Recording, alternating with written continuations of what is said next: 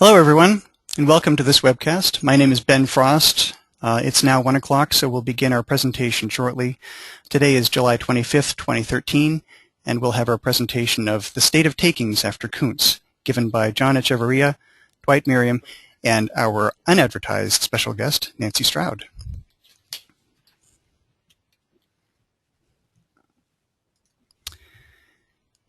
For help during today's webcast, please feel free to type your questions into the chat box found in the webinar toolbar to the right of your screen or call 1-800-363-6317. For content questions, please feel free to type those into the question box and we'll be able to answer those at the end of the presentation during the question and answer session. Here's a list of the sponsoring chapters, divisions, and universities. I'd like to thank them all for making these webcasts possible, as well as the Florida chapter for sponsoring today's webcast.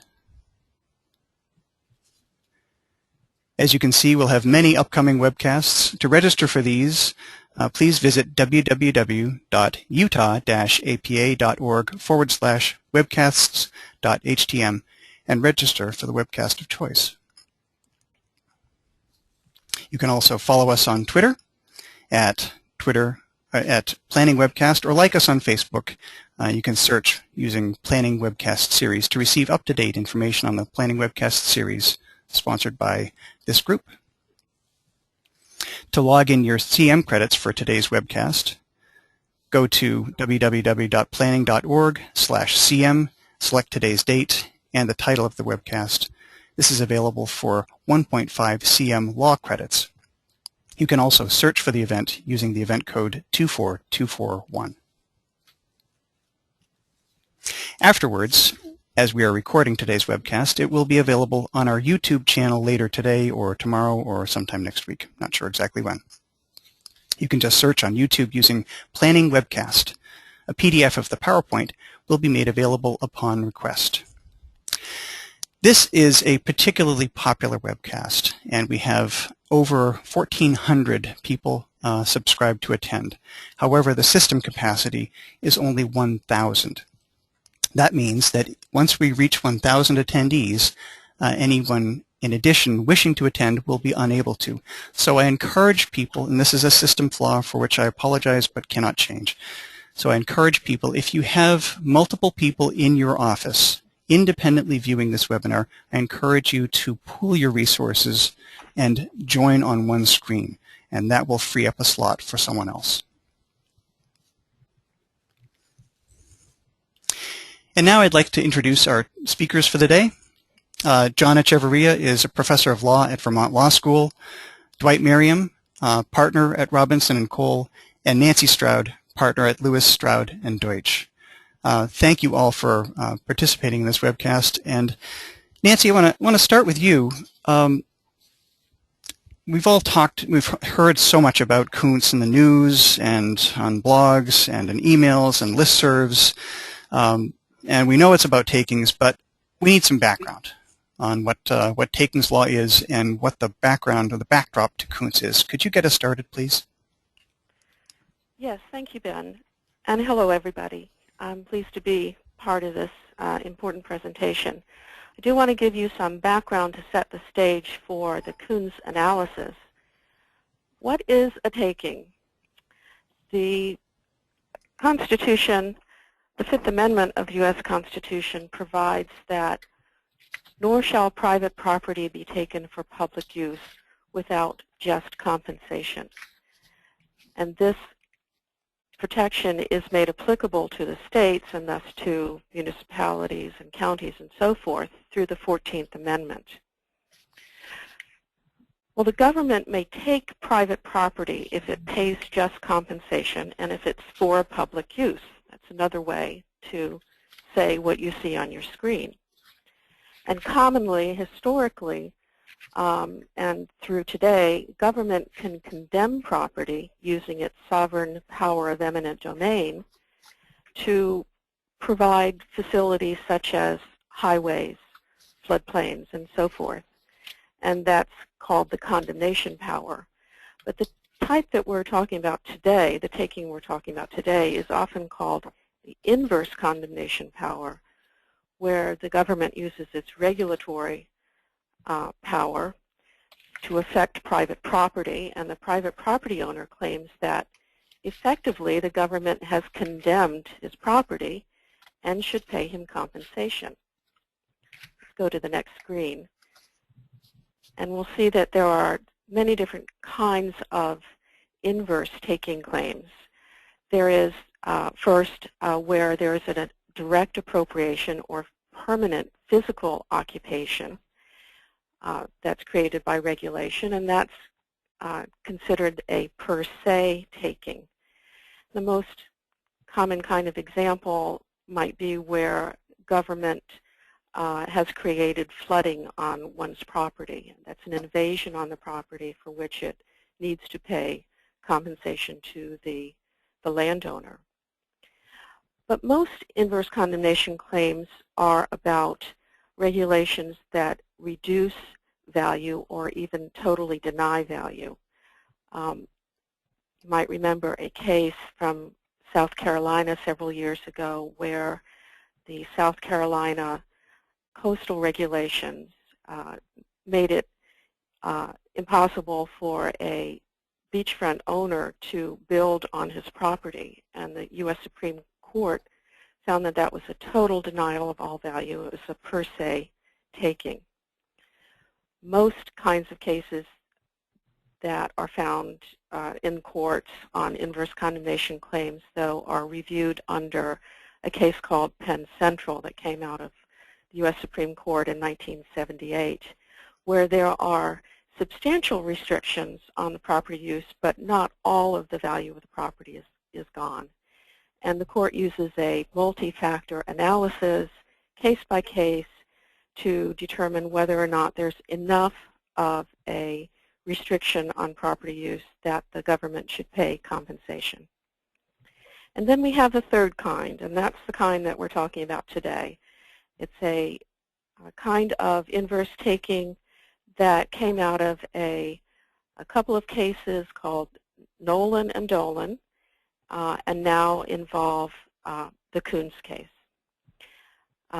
And thank you to Dwight for providing the photos that you see here. The one on the screen is of the Nolan property on the beachfront in California. And the Nolans wanted to tear down an old bungalow on the beach and put up a nice modern three-bedroom beachfront house, and they needed a permit from the California Coastal Commission. The commission granted them the permit, but as a condition to the permit required that they the property owners grant an easement for public access along the beach so that persons could travel to the park that was on one side and other public access areas on the other side. And out of this case came an important test, the Nolan test, that we'll get to in a couple slides later. Let's go to the Dolan case, though, which is on your next slide, that shows the property involved in this case. This came out of Washington State, where the Dolans owned a plumbing and electrical supply store and wanted to build a bigger store, had to get permits to do so, and as a condition to the permit, the city required that they dedicate an easement for pedestrian and bicycle access, and also for floodway protection. The second test came out of that case. So here are the two tests for an exaction under Nollan and Dolan. Let's go to the next slide. In fact, the slide next to that, after that would be better. The Supreme Court in these cases decided that in order for an exaction, a condition to a permit, to be considered not a taking, the exaction must meet two tests. What is called the essential nexus test out of Nolan, Nolan, and the rough proportionality test out of Dolan. And if it didn't meet both of these tests, a permanent exaction is a taking. So, next slide, please. Under Nolan, the essential nexus test is that the permit condition must serve the same public police power purpose as a refusal to issue the permit. And if that permit condition does not serve the same police power purpose, then the permit will be considered a taking. The essential nexus test requires that the permit condition further the end advanced as a justification for the prohibition. And when there is no essential nexus between what the condition is meant to do and what the public purpose is, then there is a taking. Under the Dolan test, next slide, the second part of the two-part test requires the court to determine whether the degree of the exaction that's demanded by the permit condition bears a reasonable relationship to the projected impact of the proposed development. And this relationship is, has been coined in a term that is rough proportionality, that the condition must be roughly proportional to the impact of the development. Roughly proportional doesn't mean that there has to be a precise mathematical calculation, but in an individual determination, the condition, the required dedication, has to be related roughly proportionately to the nature and extent of the impact of the proposed development. Now, the Dolan case not only created this roughly proportional test, but it did something also very important to change the nature of the analysis. And that is, go to the next slide, please, that the burden of proving whether there is rough proportionality is on the government. Normally, if there is a challenge, the property owner challenges the permit condition, the property owner would be required to prove that there was a taking. But now, under the Nolan-Dolan cases, the burden of proof is on the public. So, what were some of the key issues that the court struggled with after Nolan and Dolan were decided? Well, one issue was whether exactions that were imposed through general legislation, through statute or by rules, rather than through the individualized determination, the ad hoc proceedings, also had to be subject to Nolan and Dolan. Those kinds of exactions might be a fee in lieu of the land that would otherwise be required to be dedicated. And that leads to the other key issue, which is, do cash payments or monetary exactions, such as impact fees, do they fall under the Nolan-Dolan rubric? And lastly, many governments struggled with what exactly do you need in terms of proof and analysis to defend an exaction under the Nolan-Dolan standards? How do you determine whether something is roughly proportional? Well, the lower courts had been working on these issues for many years, almost 20 years since Dolan was decided, and it was somewhat of a surprise, I think, when the U.S. Supreme Court decided to take the Koontz case and look at some of these issues again.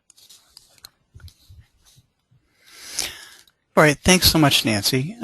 So now we're set up for Koontz, and I want to hand it over to John to tell us what happened here. Great. Thank you very much. It's good to be with you all. If you can go to the next slide. This is a map of the site. The Koontz property is in Florida, northeastern Florida, east of Orlando. I think this little map gives you a pretty good sense of the issues and the land in question. The Koontz property is the vertical rectangle below State Road 50. The darker areas are state-designated wetlands. The lighter areas within the Koontz property are designated as uplands. As I'll explain in a moment, the northern portion of the rectangle was taken by a highway authority through an eminent domain proceeding, which is why this rectangle doesn't abut the road, and there's a little sliver of land between the road and the Koontz property. But as you can see, there was an access way provided to what remained of the Koontz property. And the property that the Koontzes sought to develop was essentially the area at the top of this rectangle, above the yellowish line, which represents a transmission line, up to almost to State Road 50. The proposal was to convert that into a small commercial shopping center, and Koontz's offer was to place lands below the transmission line under conservation easement by way of mitigation. So with that orientation, let's go to a few more slides. Here are the dramatis personae, Coy Koontz Jr. and Coy Koontz Sr., who's now deceased. Next slide. Basic chronology. The Koontz purchased the property in 1972, about 15 acres in all, for about $95,000.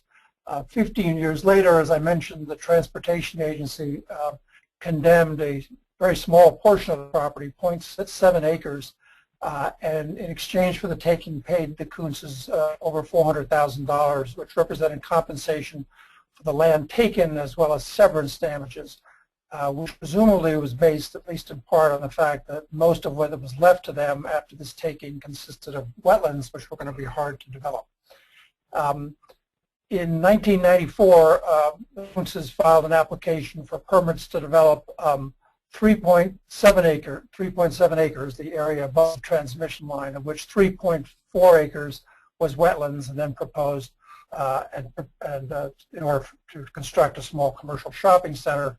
And as I indicated, the Koontz proposed to address the mitigation requirements and the district's basic standard that there be no adverse environmental impacts by placing the remainder of the property under a conservation easement. Next slide. Here's a submittal by Koontz describing what they were proposing to provide. Next slide. The district rejected that offer on the grounds that it didn't meet the guidelines for mitigation established across the district when wetlands were being destroyed. The district came back and suggested to Koontz that there were various ways in which they could get to yes, one of them being to reduce the size of the development and then accepting a conservation easement on the rest of the property, or alternatively to do the larger project that Koontz proposed, but with Koontz investing some time and money and effort in doing some wetlands rehabilitation at some sites within the basin several miles away from the site on district-owned property. Koontz rejected those additional options, and in response to his rejection of those options, the district denied the application. He then went to court in Florida, state court system, claiming a taking. There was a lot of litigation over whether or not the claim was ripe, but ultimately the trial court concluded that there had been a taking and awarded compensation. Go to the next slide. Court decision, the district facing major takings liability, and after reviewing the permit and making a reassessment of the application based on the facts as they then existed, decided to grant Koontz the permit he requested, subject to the mitigation he offered. Koontz then turned around and sold the property with the permits to a company called Floridel LLC for $1.2 million. I happened to notice on Google a couple of days ago that Florida LLC has recently filed for Chapter 11 bankruptcy. In any event, they've never proceeded with the development of the site. So with the permit issued, the only issue remaining in the case was whether or not the district was liable for compensation for a temporary taking of the property. And the case went up through the appellate process on that issue. In 2009, the Florida Court of Appeals affirmed in a 2-to-1 decision that there had been a taking, and then in 2011, it went to the Florida Supreme Court, which reversed on 2 grounds. One, they said this case, contrary to Koontz's argument, was not subject to Nollan and Dolan because a Nollan and Dolan permit was issued and a condition was attached to the permit. Here, by contrast, a permit was denied, and therefore Nollan and Dolan don't apply. And then secondly, the court said even if in this scenario is subject to Nollan and Dolan, they don't apply in this case for the additional reason that the obligation imposed on the Koontzes was to expend money to do wetlands rehabilitation, not to make a dedication of an interest in real property. So then go to the next slide.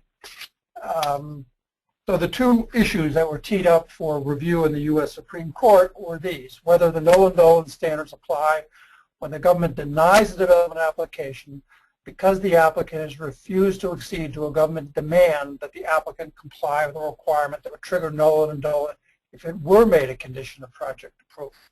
And the second issue is whether the Nollan and Dolan standards apply to so-called monetary exactions, permit conditions requiring the permittees to pay money or expend money. And the court's answer to both of these questions was yes. And let me get into some detail about the court's analysis. Next slide. Okay. On the first issue, all of the justices agreed that Nollan and Dolan applies equally to the situation where a permit is issued subject to a condition and to the situation where a permit is denied because an applicant would accept a proposed condition. The court described the distinction as being between a condition subsequent and a condition precedent, and that they were both subject to Nollan and Dolan. Significantly, the court said that when there is a permit denial and no condition is imposed, well, then the exaction that's at issue obviously hasn't been taken. When the Nolans got a permit and the city of Tigard demanded the bike path, well, the bike path could be said to have been taken. When a permit is denied because of an exaction, but with no exaction actually imposed, then obviously there's no area has been taken within the meaning of the clause. So one of the mysteries after the oral argument was how in the world could the Supreme Court apply Nollan and Dolan to the situation where there was a permit denial because there was no taking involved, as Justice Scalia famously remarked during the oral argument. And the Supreme Court has confirmed that when a permit is denied and no condition is attached, there is no taking. But nonetheless, the court has said there is something called a Nolan-Dolan unconstitutional conditions violation. And what that is raises all sorts of abstruse questions, but let's just say it's a novel judicial creation. In deciding this issue, the majority assumed, for the sake of argument, that there actually had been a demand in this case. In other words, the district said, we will issue the permit if you grant thus these, agree to perform these conditions that we've outlined. One of the arguments by the district and one of the points highlighted by the dissent was there arguably wasn't any demand here because there were a variety of suggestions thrown out. It was all very fluid. It was all quite uncertain as to what the district needed or wanted. But the Supreme Court said, well, we're not deciding whether the demands here were sufficiently specific and concrete to actually trigger our new test. The courts below assumed there had been a demand, that the demand led to a denial, and we're deciding when there's a demand that leads to a denial, Nollan and Dolan apply. The dissenters, by contrast, said we agree there has to be a demand, but there was no demand. There were merely a set of suggestions that were made, a variety of options, an open-ended set of options, and when the district wasn't able to persuade Koontz to accept any of those, they proceeded to deny the project application based on unacceptable effects. So there's an agreement on the part of the majority of the dissent that Nollan and Dolan apply when there's a demand. There was a disagreement in this case as to between the two as to whether there was in fact a demand in this case. So next slide. So the court ruled on the second issue in a sharp division that Nollan and Dolan are not limited to exactions involving interest in real property, but also apply to monetary exactions. The hurdle the majority had to get over to reach that decision was the Eastern Enterprises case, where a 5-justice majority of the court, not speaking through an opinion for the court, but nonetheless representing a majority of the court, said that a government mandate to pay money to the government or third parties might or might not be illegal or unconstitutional, but doesn't fall within the scope of the takings clause. So the question is, how could a monetary exaction applied as a permit condition constitute a taking?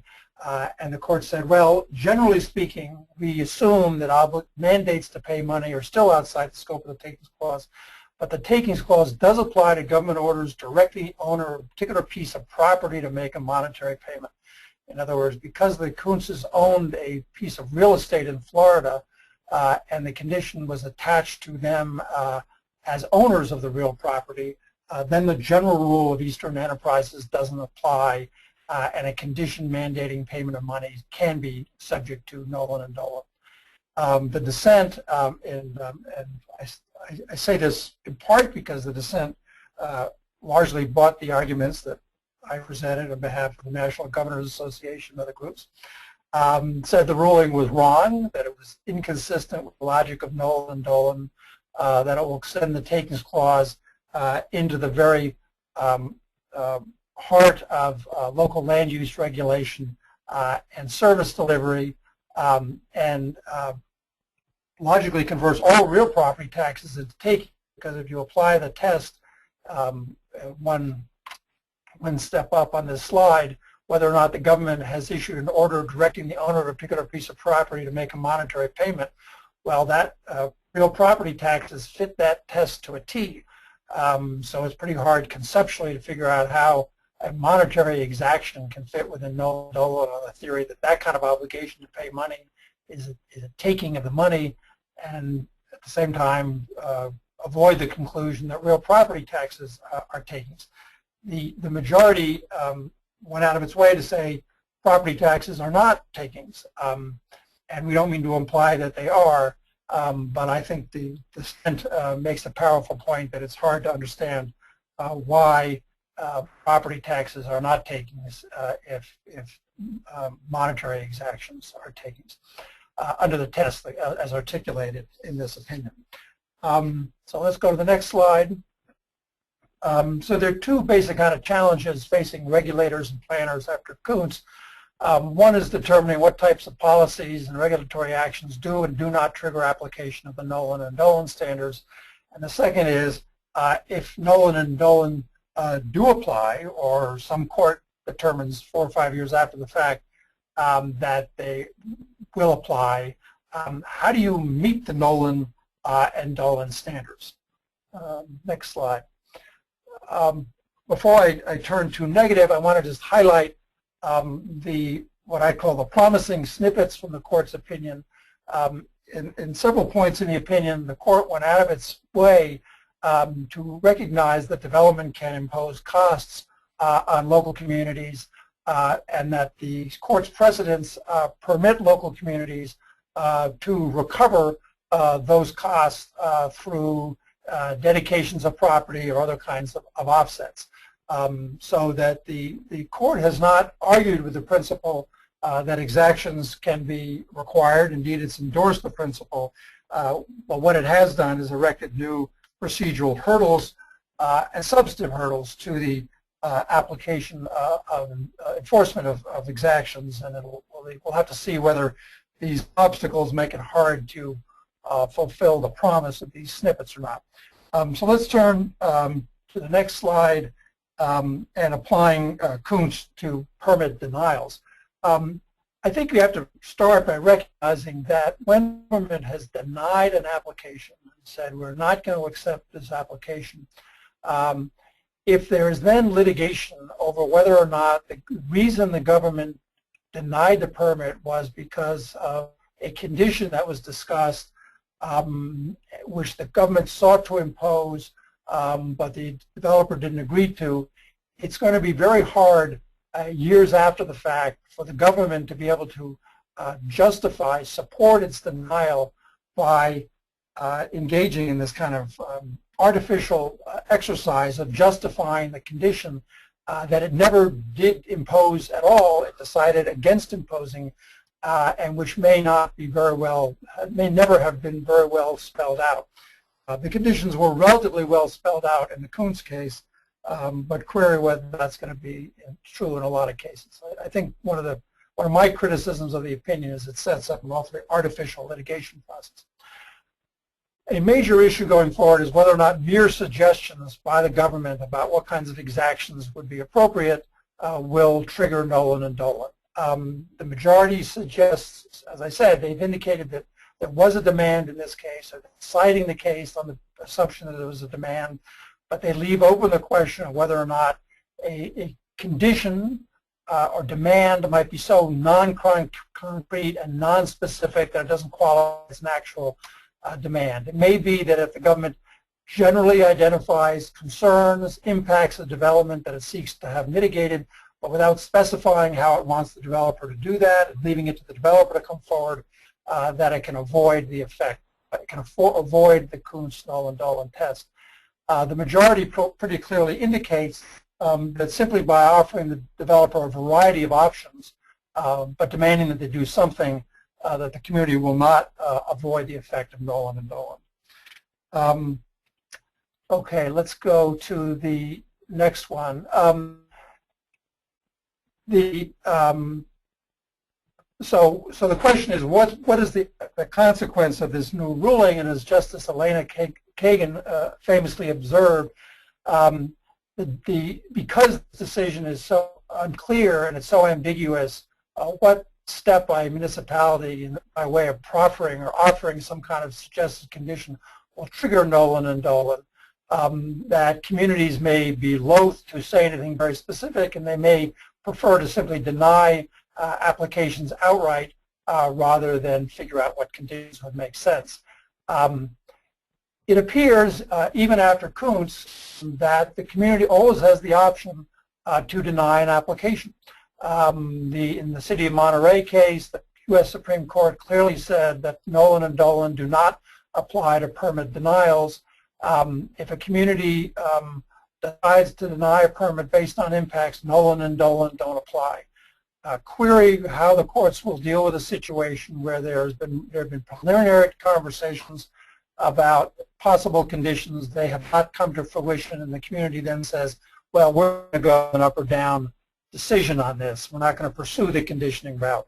We'll regard that as a failed exaction case, or they view that as the City of Monterey denial based on unacceptable impacts case. Next slide.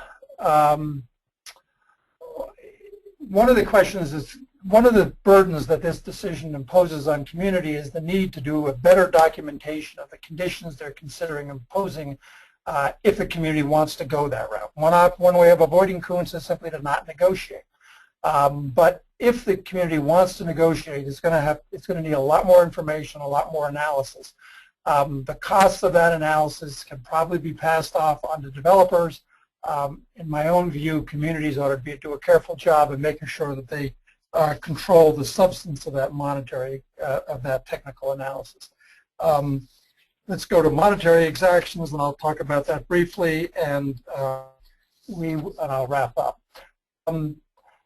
The extension of Nollan and Dolan to monetary exactions represents a significant expansion of Nollan and Dolan. As Koontz said, it gives developers a bigger stick in dealing with developers. The major legal issue going forward is whether Nollan and Dolan and Koontz apply to fees and other exactions imposed through legislation. There's a lot of precedent out there that say that Nollan and Dolan don't apply to legislation.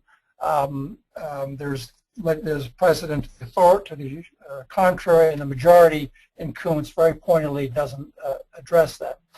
Next slide. Whether or not, I raised the question of whether or not administrative rules are equivalent to legislative rules. Again, an issue that's likely to be hotly litigated. In practice, it's turned out to be somewhat difficult to distinguish between legislatively imposed fees and ad hoc fees. What happens, for example, when a community is applying a legislative formula, but the application of the formula involves some modest amount of discretion. Next slide. 3 more slides here. Once you get past all these debates and questions about whether or not Nollan and Dolan applies, the question is how to meet the Nollan and Dolan tests. In other words, how to meet the essential nexus test and how to meet the rough proportionality test. The trial court ruled that the conditions in this case didn't meet Nollan and Dolan. That issue went before any of the appellate courts, so Koontz doesn't really provide us any guidance on it. Unfortunately, most of the litigation that's out there has to do with whether or not Nollan and Dolan apply, not about how to apply it. And I've spent a good part of this week looking at the relatively few appellate court precedents applying the essential nexus and rough proportionality test. I'd say the results are mixed. Sometimes governments satisfy the test, sometimes they don't. It is applied rigorously. I don't think it's fair to say it's strict in theory and fatal in fact, but it's strict in theory and frequently fatal. So let me go to the next slide. The obvious tension between Koontz, because it applies this strict standard and places the burden on the government to justify its decisions, it's a considerable tension with the Supreme Court's unanimous decision in Lingo, in which the Supreme Court repudiated the substantially advanced test and emphasized the importance of judicial deference to elected legislators and their appointed personnel. Clearly, the philosophy of Lingo, which was embraced unanimously in 2005, is in considerable tension with the Koontz decision. The final slide. This is my take-home for planners and regulators. Development conditions, land dedications, and fees should be established whenever possible through general legislation or rules to take advantage of the majority rule today among the lower courts that exactions imposed through general legislation or general rules are not subject to this strict scrutiny. The governments might be well advised to justify even legislative and administrative rules as well as they can so that they could survive review under Nollan and Dolan, but I think that would be a backstop argument. In the context of ad hoc administrative proceedings, communities should avoid making demands. If they make demands, then they trigger Koontz and Nollan and Dolan. Apparently, presumably, communities would be on safer ground if they simply say, we're willing to entertain any offers of exactions that you, developer, wish to present to us, but we have no ideas. I think that's a kind of an idiotic process, but it's an idiotic process constructed by the Supreme Court. To the extent the community negotiates over conditions, it's going to have to perform detailed fact-finding and detailed analysis It has to measure the project impacts and make a careful analytic assessment of how the impacts relate to the conditions. That's going to be expensive. It's going to be time-consuming. And as I say, I think communities should be entitled to have developers pay for all those analytic costs. Again, that may be burdensome. That may not be what the development community intended, but that is the situation the Supreme Court has presented us with.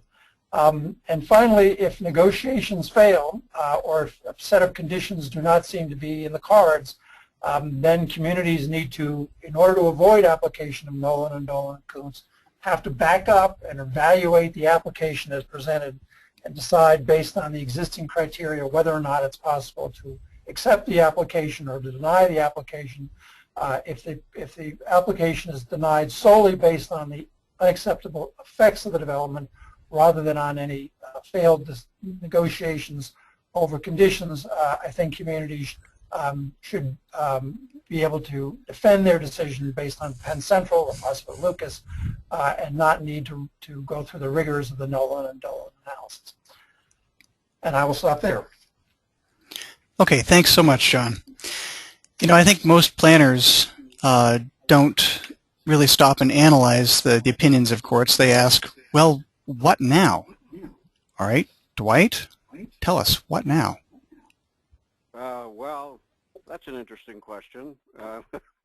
And Nancy, if you could be ready to jump in here as I go along, because you're a practitioner in full-time practice, as I am, but you represent mostly governments. My practice in the last 35 years has been about 60% developer and 30% government and a 10% with the neighborhood and advocacy group. So I guess I've seen it from all perspectives. And I'm not that concerned about this decision. I think there are lots of things we can do and we're already doing that are going to help us avoid liability. I've had several planners email me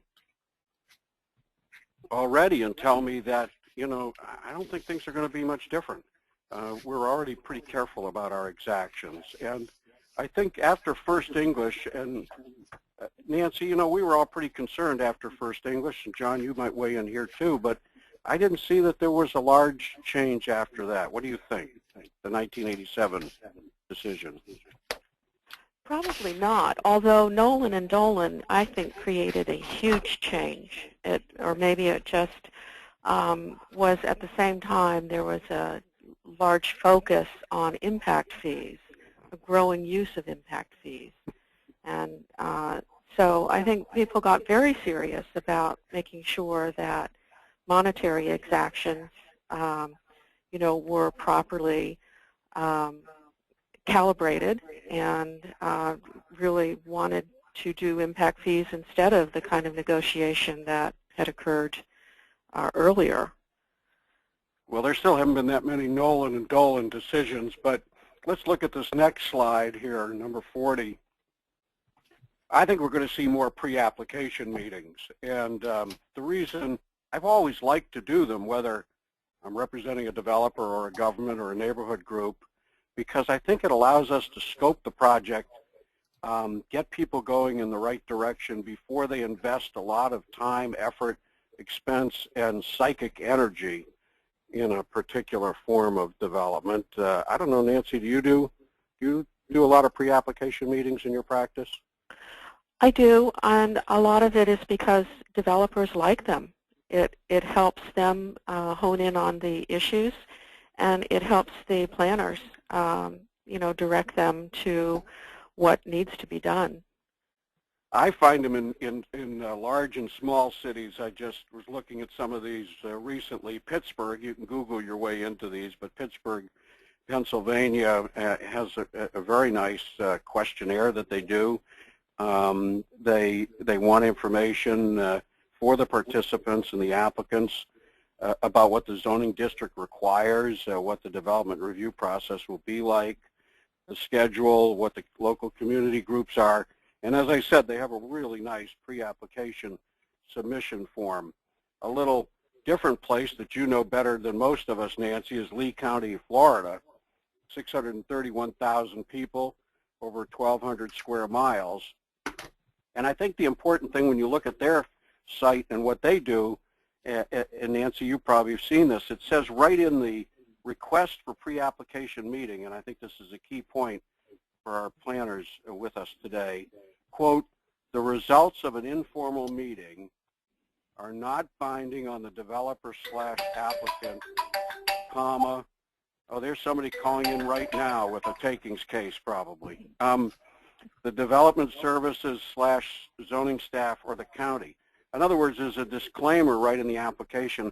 And I think if we should use pre-application meetings. I think we want a little more detailed statement than that regarding the materials that are submitted being in the public domain, and just saying in a stronger way that neither side or none of the three sides, if neighborhood groups are involved too, are going to be bound by that at all. But Dwight, do you think that that's really going to happen?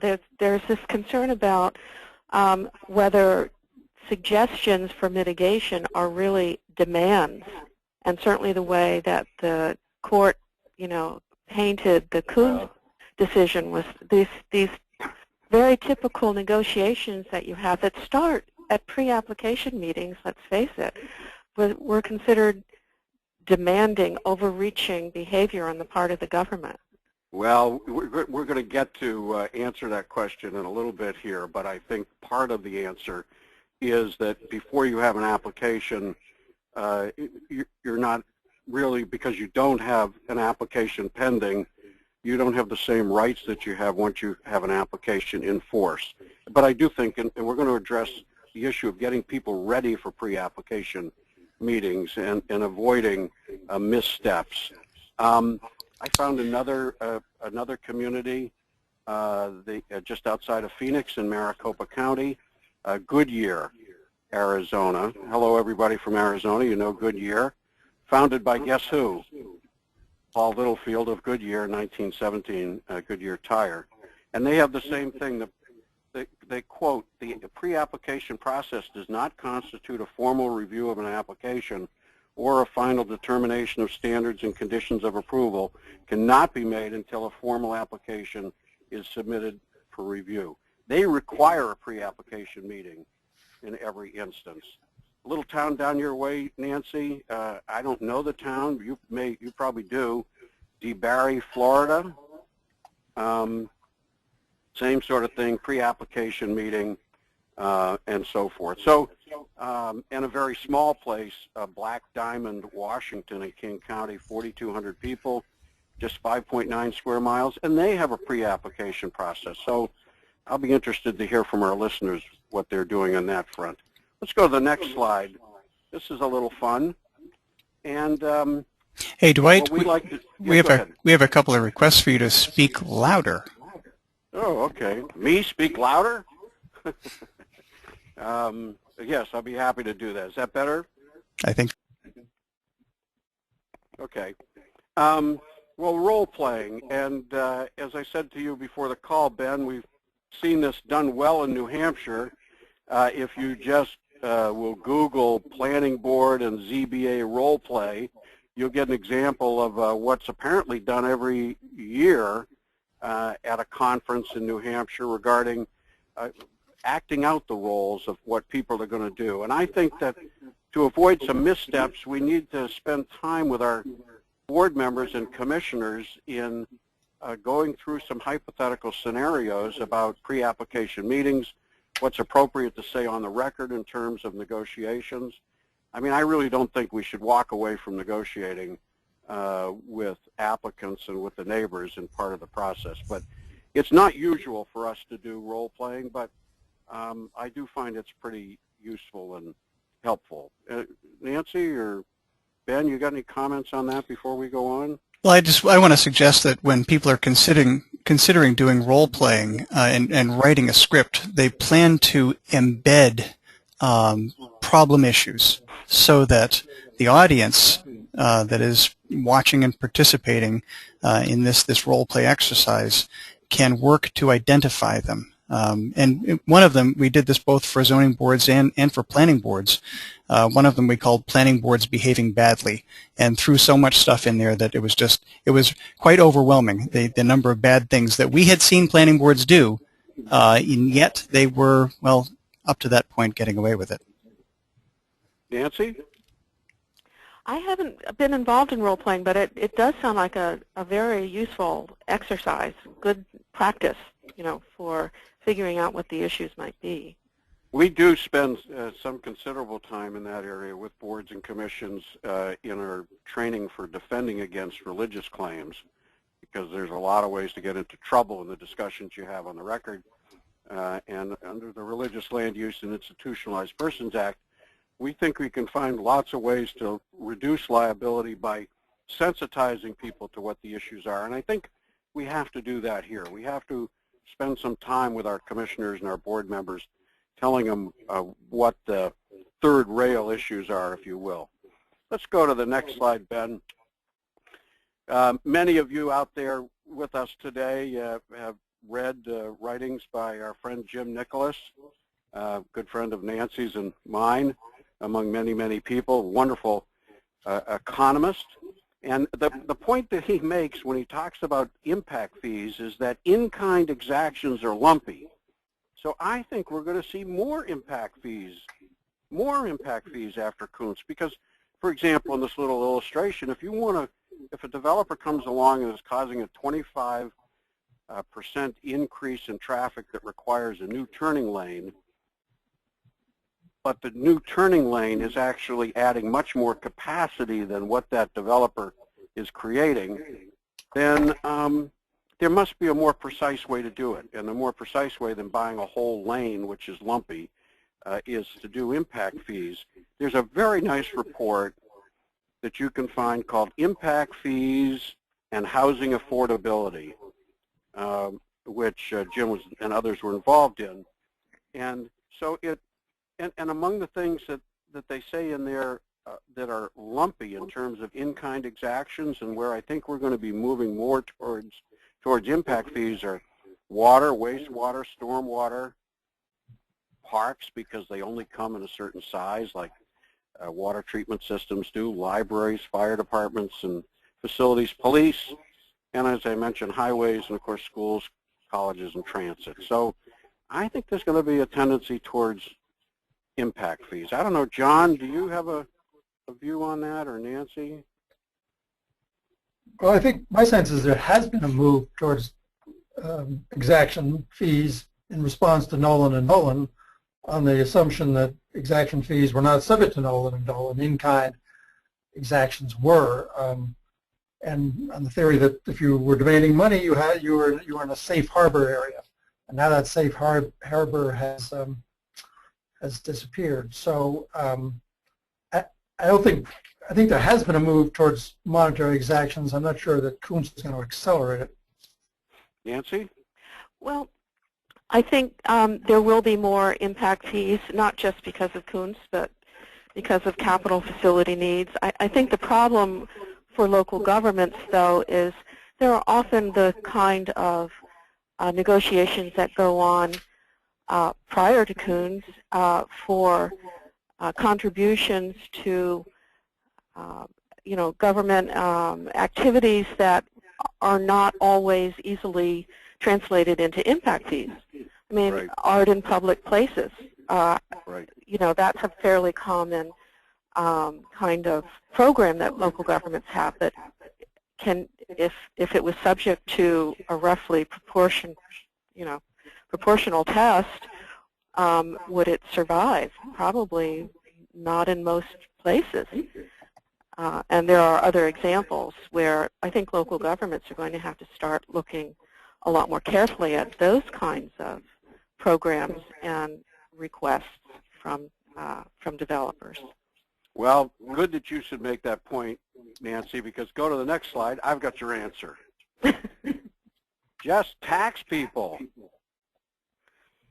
I mean, taxes are immune from Koontz and Nollan and Dolan, and if there's a question about, and I think we really haven't got into the issue of whether the concept of general welfare under the police power somehow will support things that are hard to do nexus and rough proportionality with, like public art.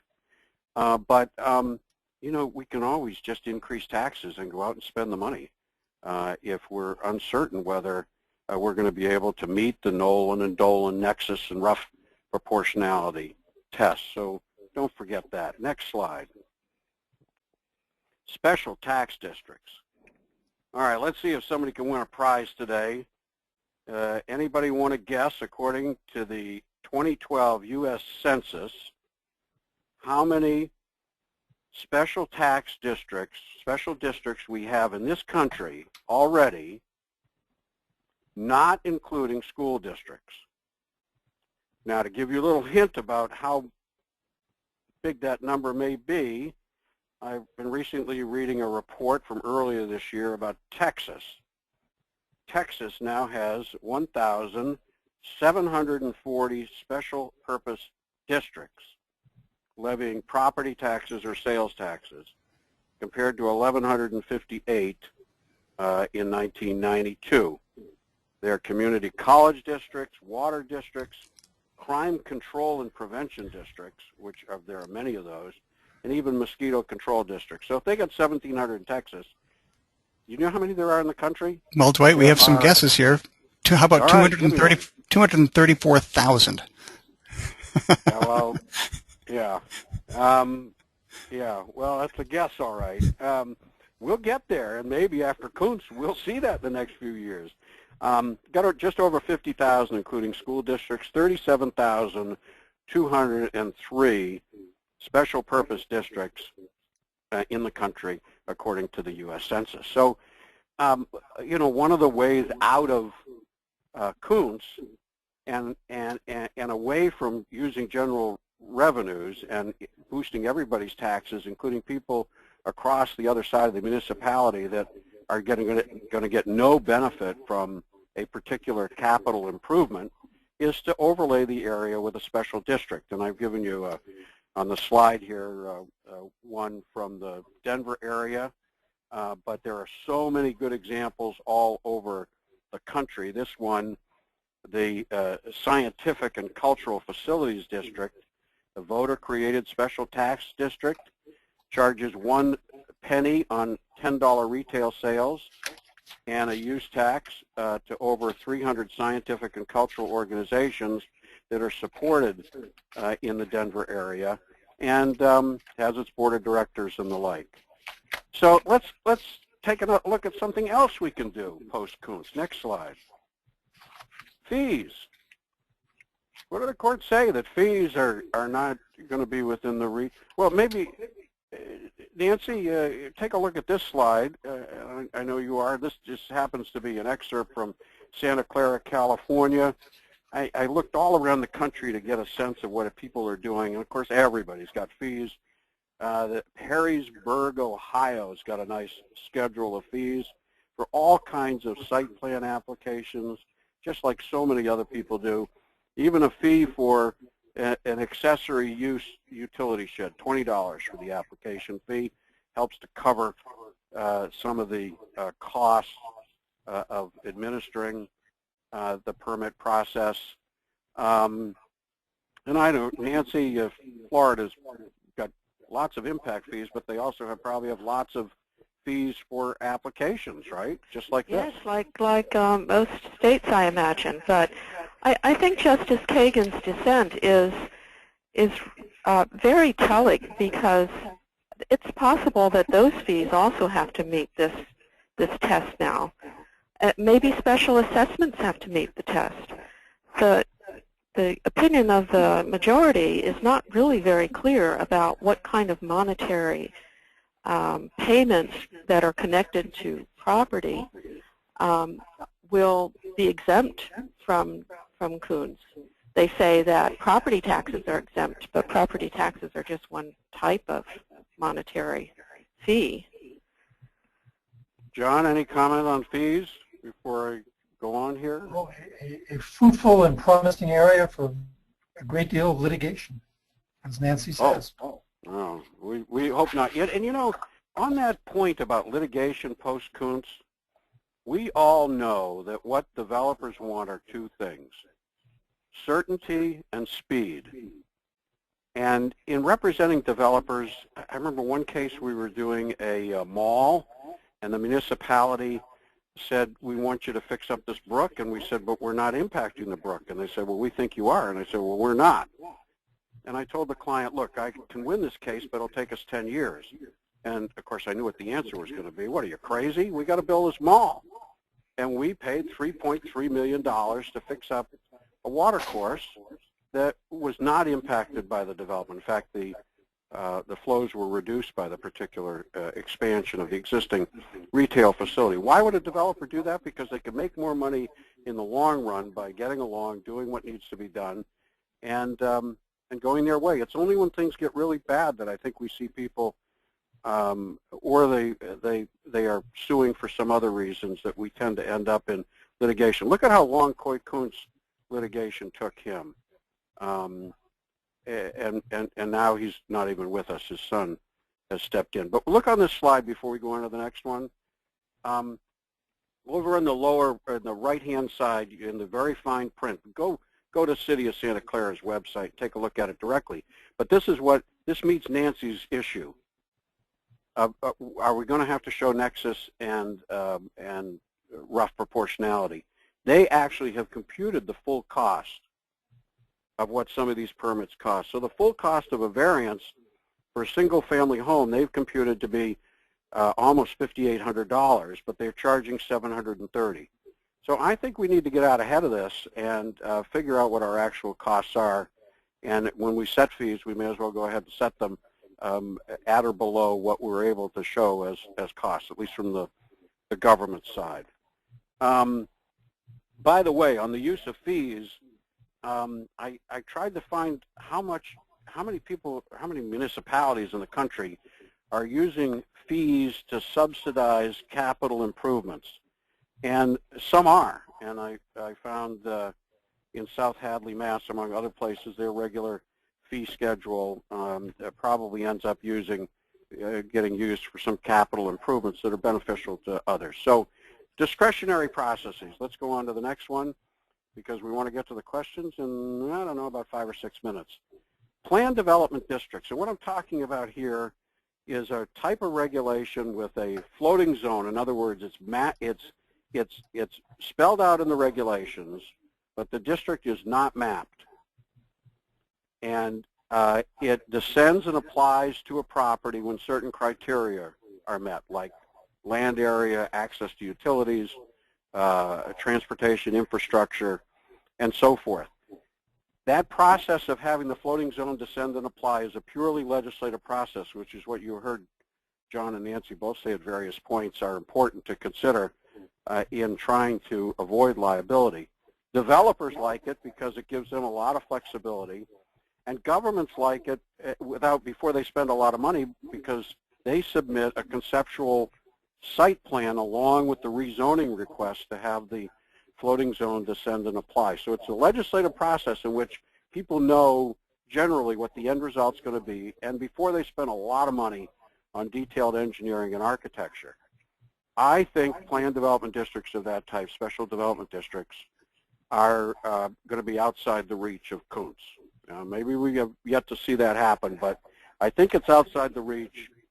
There's one case, if you want to go try to take a look at it, that discusses this issue, called Hampton Bays Connections against Duffy. It's a New York case in the Eastern District of New York, 2001, in the federal court. And in that case, they were dealing with a special development district, and they had a substantive due process claim. Is the requirements reasonably related to permissible governmental objective? And the court says that the planned development district, which is discretionary with the town, it may be approved, it doesn't have to be, there's an underlying permitted use already, that there is no property interest in the special development district or planned development district approval. You can't have a taking if there isn't property. And if there's no property interest in the approval under a planned development district, then you're not going to have a taking. But, you know, there's a win-win situation. The planned development district, developers like, governments like, because it immunizes them from potential liability as I said, developers like it because it's expeditious, it's certain, it gets some vested rights in the conceptual site plan once the legislation is done, and it opens a dialogue for discussion. Nancy, you've done a lot of work with special development districts, planned development districts. Comments on any of that? Well, they're terrific, and I agree with you. And of course, they're most used where you have vacant property. I think it's, or maybe with redevelopment where you can tear down property. So it isn't going to be applicable in every situation, especially if you're trying to do some infill or other types of development in already built out communities. But where you can do them, I agree. I think it will help to insulate you from the Koontz problems. Now, a couple last points, and then we want to open it up to questions. The next slide on Planned Development District exactions. Take a look at what College Station, Texas has done. They've got some nice provisions. And the one thing that I find really interesting and was fun to see out there, because I had thought this was a good idea, and indeed I've never had an original thought in my entire life. Somebody's already done it before. And the next slide, Lexington, Kentucky has done this, and they have an exactions appeals committee. I love this. This is the place to resolve these controversies about whether the exactions meet Nexus and rough proportionality tests. You don't want to go to court. It's too expensive. It's too uncertain. But develop an appellate process at the local level where somebody who doesn't like the exaction has a forum in which to challenge it and possibly get some relief. I think that can be very helpful. Last one here, development agreements. Development agreements, you can't do them in every state. You can do them in many states, but not all. Some are done by enabling legislation. Some are done through common law, that is judge-made law. But development agreements are pure bilateral, open negotiation, no property interest in the development agreement itself, no particular right to a development agreement. I think they're totally outside Koontz, like many of these other techniques. I don't think we have to worry about them. And again, I think there's a win-win-win here. I think that development agreements allow that type of bilateral negotiation between the developer, the municipality, and the constituent interest groups, including the neighbors. I don't know, Nancy, I've done a few. They're not common where most of my practice is, but I was pleased to work on the one for Kiowa Resort, Kiowa Island in South Carolina, where most interestingly Bob Freilich was on the other side of that negotiation, and it worked out really quite well for everybody. What do you think about development agreements as a partial solution to some of these issues? I think they're good. In Florida, of course, we have statutory authorization for them, and developers like them because, at least in Florida, when you have an agreement, you're vested with your property. It takes care of longer-term phased projects very nicely for the developer so that he can have some predictability and guard against changes in the regulation. But for the government, they're good too, because often this is how a lot of major capital facilities are funded. Okay, back to you, Ben. Can I just say a few words, yes, Ben? John, please. Go ahead, John. Just two things. One is, Dwight started off by saying, well, how bad is this, and what are the impacts? And it reminded me of an unfortunate phrase that Justice Ginsburg used in an earlier Kagan's decision this term, where she said, well, the sky hasn't fallen. And some people have said, well, the sky's not going to fall after Koontz. And, and I'm sure that's true. The sky didn't fall after the Dred Scott decision, and the sky hasn't fallen after, unbelievable events and horrible period in the nation's history. So, I suppose it's true that the Koontz decision is not going to cause the sky to fall. But I think it's a terrible decision doctrinally, and I think it has horrific consequences for local governments and planners, and it makes the whole process more legalistic, more fraught with potential liability, and if you believe in the objectives and processes of planning, this is bad news, not good news.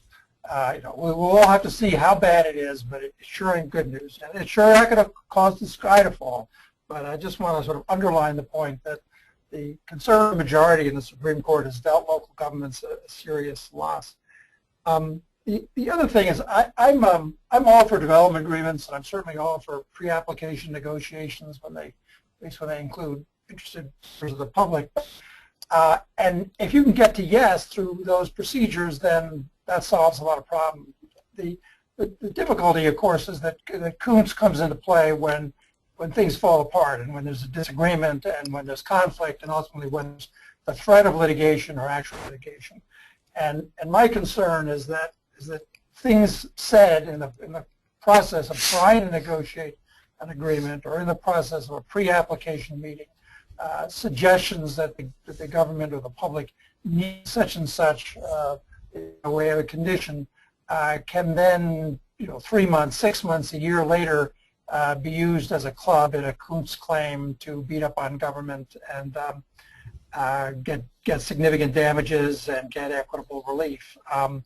And so as much as I support the idea of development agreements and pre-application meetings, I don't think they fully solve the problem of government exposure as a result of Koontz from floating suggestions, demands, ideas, however you want to characterize it.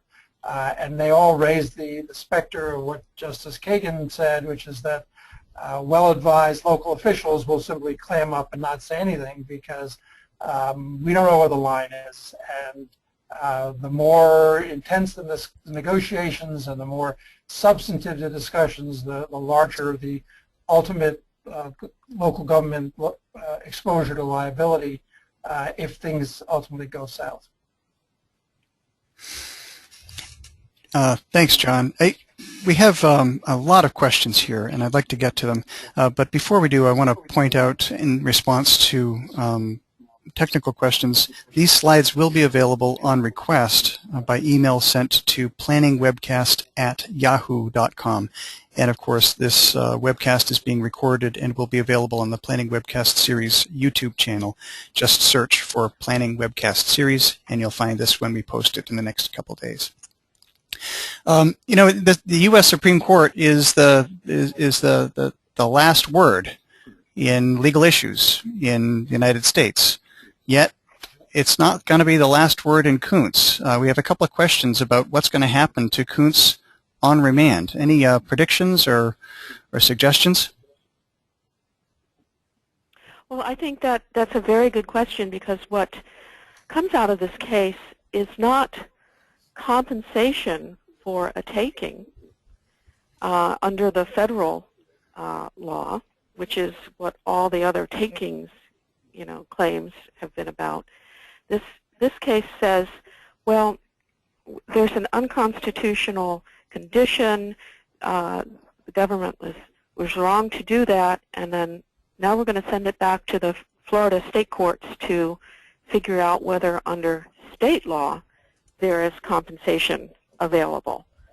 So the Supreme Court changed the law dramatically, I think, and yet the consequences of the change have been punted back to the state courts and whatever state statutes there might be or state case law there might be on compensation.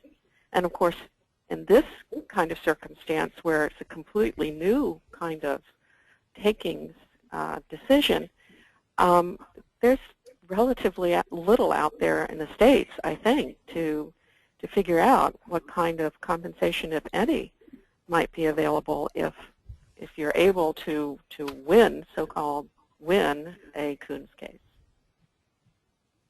John, Dwight, any further comments on that? I think that one of the interesting questions going forward, just generalizing from Koontz, is that if a permit is denied because of a disagreement over a condition, and then there's litigation over that condition that was never imposed, and the court concludes that the condition that was never imposed would have violated Nollan and Dolan, what does the court do then? Does it reverse the denial and say the developer is entitled to an approval and forget the conditions, or is the community entitled to restart the process? I don't think we know the answer to that question. I think in the Koontz case, the Koontzes are given the statute, which provides a mechanism for getting compensation due under the takings clause. They're not entitled to any compensation, so they're not going to get any damages under the state statute.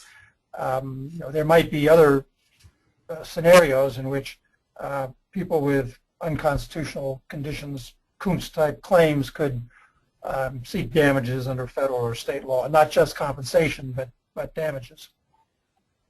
Well, this is Dwight. I've given up predicting years ago in the 1987 First English case that everybody thought was going to rock the world. On remand, First English didn't get a dime. So who knows?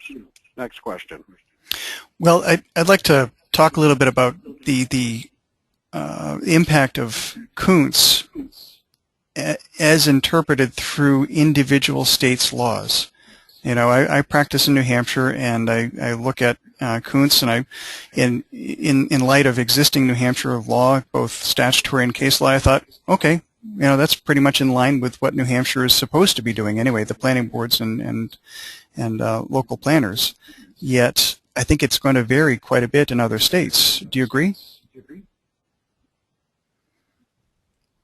Well, I think it's not so much the process. What's the dramatic innovation introduced by Nolan and Dolan and now expanded by Koontz is that the burden of proof is on the public, and this is burdens of proof are what lawyers live and breathe about, and it may be of less concern to planners. But from the point of view of local government liability, the burden of proof is really all important. If there's a long debate and a lot of technical analysis and a lot of disputed facts on the table about what's fair and what's appropriate, well, when you present all of that to the court and you have a battle of experts, the law now is that in trying to figure out who wins, the government doesn't get the usual deference. There's no deference to elected officials. There's no deference to the technical experts working for the government.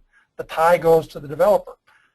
It's an extraordinary exception to the general rule that review of governmental action favors government, and that's why Nollan and Dolan claims, when the courts get to the issue, if they've concluded that Nollan and Dolan is triggered, that they're dealing with an exaction subject to Nollan and Dolan, then my review of the reported decisions indicates that government oftentimes, I'm not sure if it's a majority of the times, but at least 50-50 loses the cases.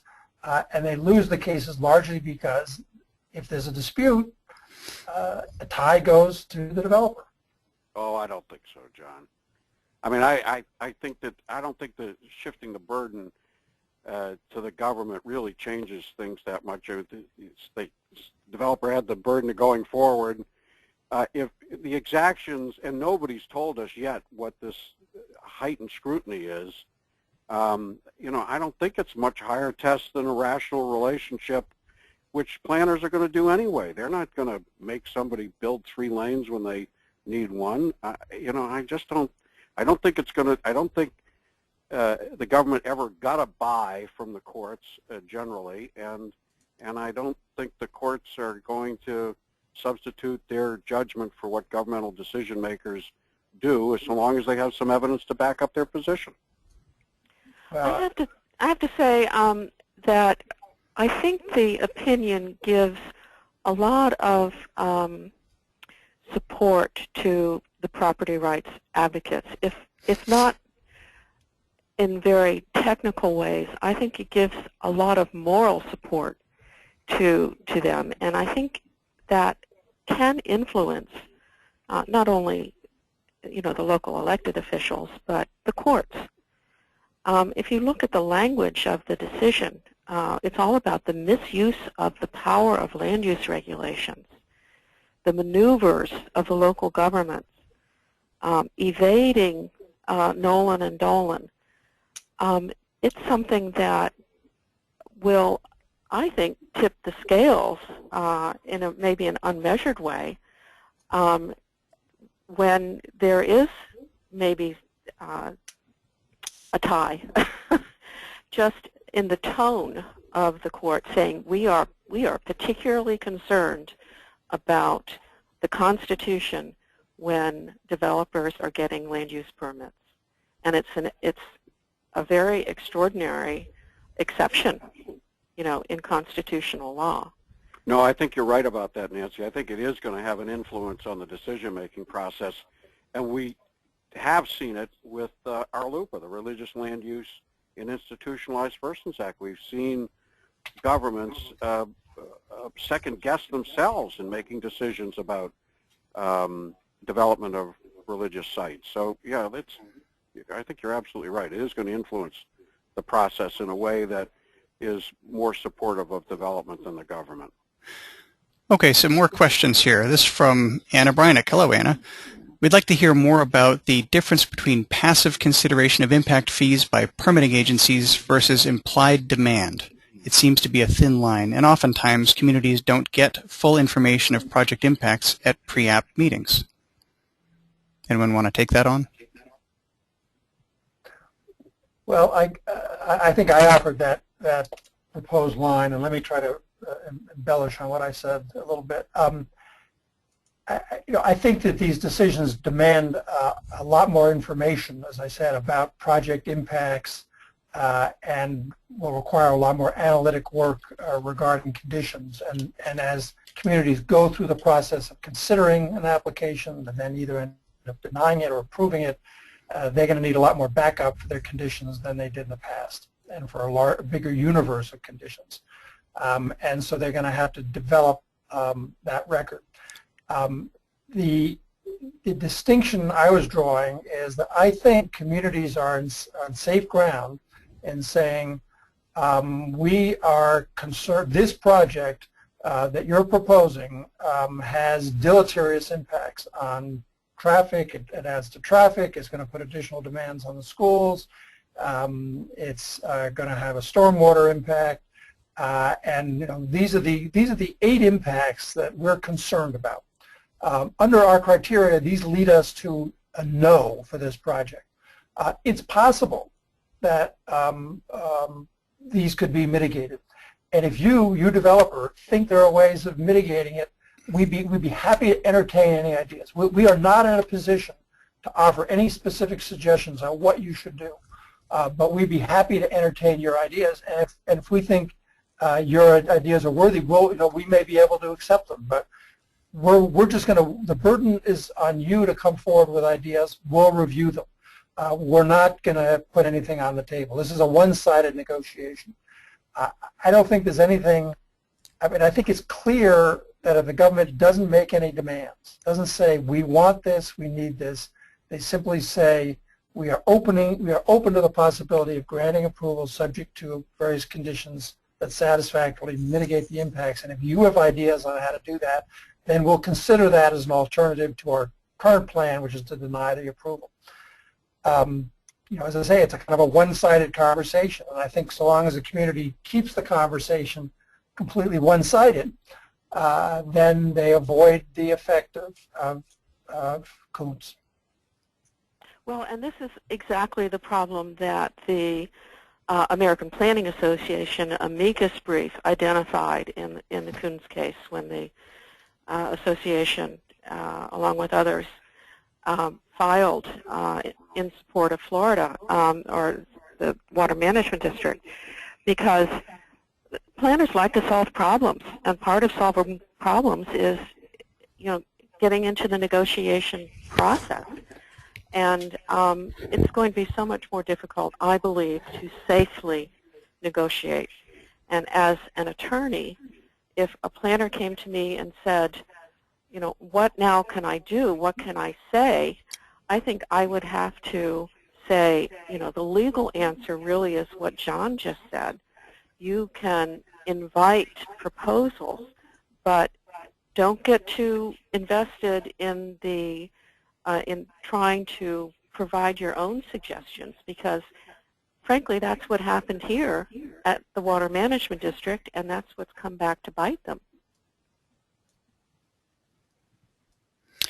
Okay. This is Dwight. I got to say, Ben, that I'd be pretty uncomfortable about a sort of unilateral, which is non-negotiation. And I think if we had exaction appeals processes at the local level administratively, we could solve the problems with a failed negotiation. It's also going to open the door to a discussion by the courts of ripeness rules as these issues come to court. So I would, I think good planning means good open bilateral negotiation. And I just think it means that governments are going to have to be a little more careful in not overreaching when they start that dialogue. But I also understand and appreciate John, and to some extent I think Nancy's saying supportive things about how to insulate yourself. But as a planner and a lawyer, I still want to have an active negotiation. We have the others. Go ahead. Go ahead, John. No, I think let's hear from the questions. We have a couple of questions on conditional use permits, and specifically here from Jennifer Cowley. In terms of applying this, does it mean that land use regulations be set up so they're more cut and dried, getting rid of conditional use permits? And she asked for an explanation of what are legally defensible exactions. Are we going to get rid of fixed charging systems? Well, I think we talked about one of the potential safe harbors being legislative measures establishing exactions on development that apply in a uniform way to all developments. In California, in many other jurisdictions, if development fees are enacted through legislative action, they are not subject to Nollan and Dolan scrutiny.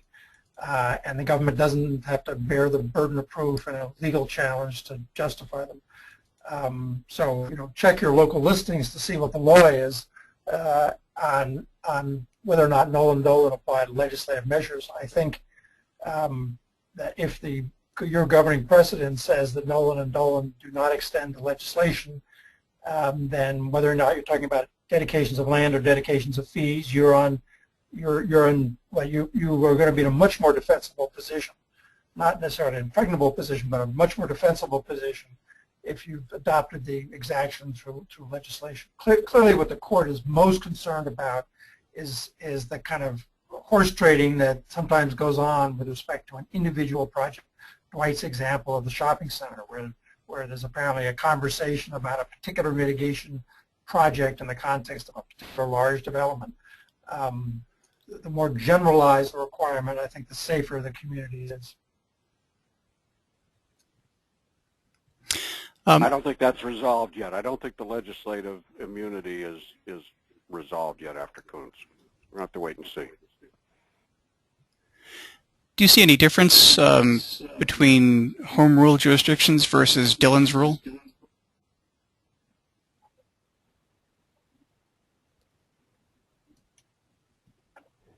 I don't think the Koontz case has much impact on those. The Dillon's rule jurisdictions, of course, require that you have very specific statutory authorization for whatever technique you're using, and home rule gives you much more freedom. I think in either case, if an exaction is part of the picture, it's going to have to comply with the Nolan, Dolan, and Koontz requirements now.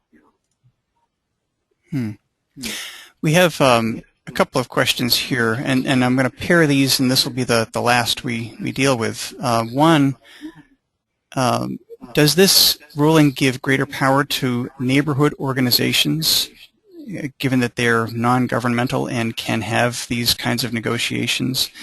And part two is, should communities be looking at alternative dispute resolution, mediation, arbitration, as a means of solving disputes over conditions?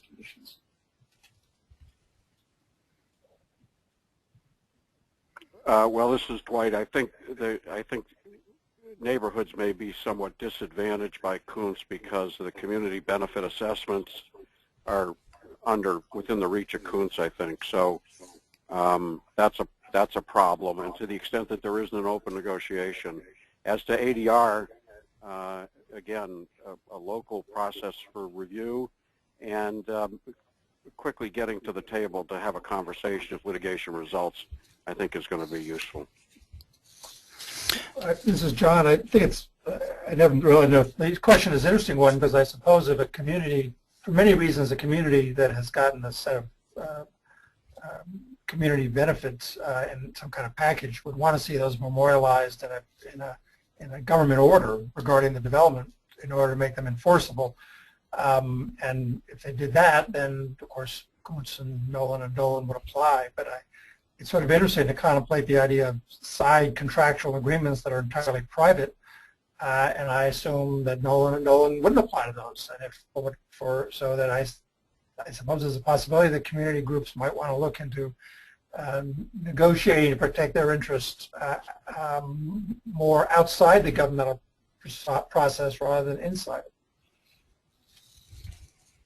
Nancy, any final thoughts?